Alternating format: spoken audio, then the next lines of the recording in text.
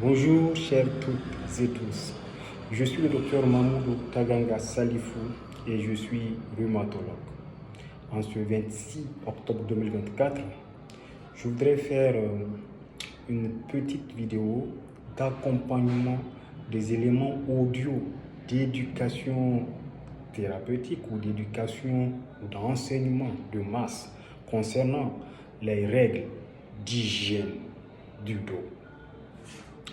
Les règles d'hygiène du dos que nous avons énoncées pour toutes celles et tous ceux qui souffrent du dos, du bas du dos, du haut du dos, du cou, et pour tous ceux qui font des travaux qui sont exigeants pour la charpente du corps et au-delà pour tout le monde, pour la population générale, dans l'optique bien comprise de la préservation de notre capital d'eau au fin bien assimilé d'une vie de qualité optimale.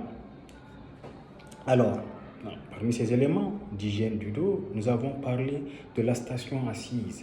Lorsque l'on est assis, on s'assied comme ça, le dos bien droit. D'accord? On ne s'avachit pas sur les chaises, on ne s'assied pas en se courbant, on s'assied droit. Lorsque l'on s'assied, il faut que les pieds soient à plat sur le sol. C'est ainsi qu'on s'assoit. Si on a des accoudoirs, on pose ses coudes ou ses avant-bras sur les accoudoirs. D'accord?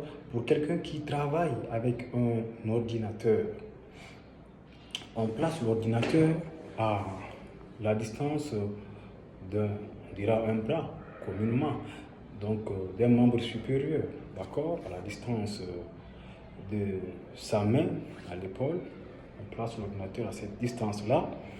Il faut veiller à ce que le cou soit dans l'alignement de la tête, que le cou soit bien droit, non penché en avant comme ça. Ce n'est pas bon pour le dos, pour tout le dos, le cou et le dos. Il faut, veiller à ce qu'il y ait un angle droit à peu près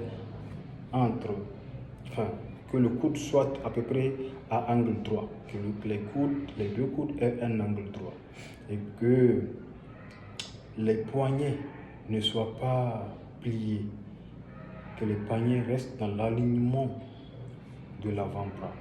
Ça va? Et c'est ainsi qu'on travaille. Voilà. Il y a l'écran, son positionnement, nous en avons parlé. En parlant des éléments sur les règles d'hygiène pour préserver le dos des élèves, nous avons parlé de ce qu'il faut pour la table. C'est la même chose qu'il faut pour tous ceux qui travaillent sur un bureau. D'accord? Lorsque l'on est assis, le siège, s'il est mobile, il peut être incliné, il doit être incliné un tout petit peu, le banc ou le siège, un tout petit peu vers l'arrière, de 10-15 degrés, maximum 20.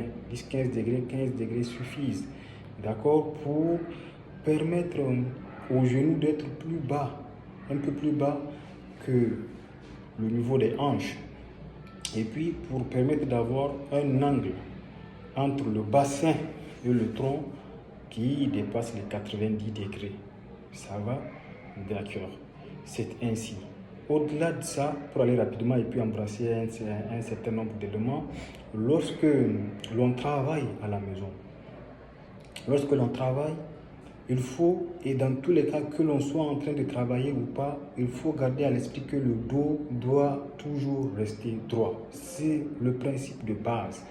Pour la position assise, par exemple, pour ceux qui, nous avons les muscles en général sédentaires, qui sont paresseux, entre guillemets, lorsque l'on se fatigue, on peut mettre ses fesses au fond de la chaise et coller son dos au dossier, poser ses coudes sur les accoudoirs. C'est un moindre mal.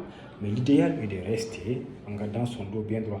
Pas droit comme un soldat, pas en faisant le gros dos non plus, mais en gardant l'alignement normal des vertèbres. Droit, c'est dans le sens de l'alignement normal de sa colonne vertébrale. Donc, au-delà de ça, pour les travaux du quotidien, pour les femmes et les hommes également, les travaux du quotidien domestique et pour les hommes et les femmes de ménage et autres techniciens de surface, c'est important de préserver son dos également